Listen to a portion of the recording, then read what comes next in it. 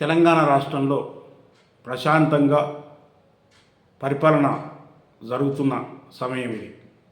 2 సంవత్సరాలు ప్రజల దీవెనలతోన కాంగ్రెస్ ప్రభుత్వం రేవంత్ రెడ్డి గారి నాయకత్వంలో మంత్రివర్గం అందరూ కూడా పర్ఫెక్ట్గా పనిచేస్తూ ప్రజా సంక్షేమ కార్యక్రమాలు ప్రజాపాలనను ముందుకు తీసుకుపోతున్న సమయంలో వారం రోజుల నుంచి కన్ఫ్యూజన్ సృష్టించే కొన్ని వార్తలు ప్రజల్లోపటికి వచ్చినాయి. ప్రధానంగా ఎన్టీవీ ఛానల్లో మంత్రి కోమటిరెడ్డి వెంకటరెడ్డి గారి పైన పరోక్షంగా మరియు ఒక ఐఏఎస్ ఆఫీసర్ పైన లేనిపోని కథనాన్ని వార్తలలో ప్రసారం చేశారు. దీనికి కోమటిరెడ్డి వెంకటరెడ్డి గారు ఎంతో బాధపడుతూ నాకు విషమిచ్చి చంపుతారా అని చెప్పేసి అని మాటలు కూడా మాట్లాడడం జరిగింది. ప్రజలందరూ కూడా తెలంగాణ రాష్ట్రంలో మరియు తెలుగు ప్రజలందరూ కూడా అయోమయంతో ఆలోచన చేస్తున్న సమయంలో నిన్న ఆదివారం నాడు ఆంధ్రజ్యోతి పేపర్లో ఆంధ్రజ్యోతి ఏబిఎన్ సంపాదకుడు రాధాకృష్ణ గారి విశ్లేషణలో కొన్ని నిజాలు బయటపెట్టినట్టుగా వార్తలు వచ్చినాయి. దాంట్లో ప్రధానంగా ఒడిశా రాష్ట్రంలోని కోల్డ్ బెల్ట్ ఏరియా నైనీలో ఆ బ్లాక్లో టెండర్ విషయంలో ఎన్టీవీ యజమాని అదే రకంగా మన తెలంగాణ రాష్ట్ర ఉప ముఖ్యమంత్రి బట్టి విక్రమార్క గారు ఇద్దరు కలిసి ఆ టెండర్ను దక్కించుకోవాలని చెప్పేసి అని ప్రయత్నం చేసిండ్రు.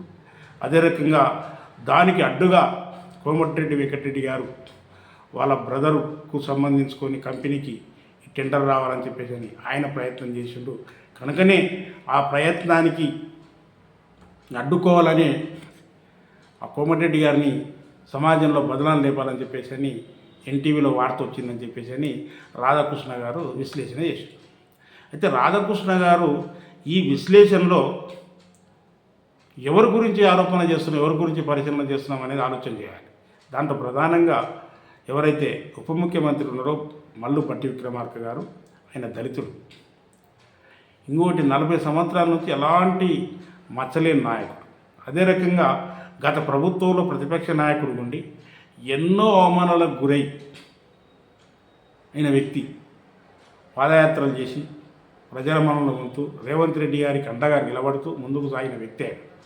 ఇప్పుడు రేవంత్ రెడ్డి గారి నాయకత్వంలో ఉప ముఖ్యమంత్రి ఉండి ప్రజాసేవ చేస్తున్న ఒక దళిత నాయకుని పట్టుకొని అతని మీద కావాలని బురద జల్లే కార్యక్రమానికి ఏబిఎన్ ఆంధ్రజ్యోతి ఈ ఎన్టీవీ కథనాన్ని జోడించి తను రాయడం ఇది చాలా పెద్ద తప్పు.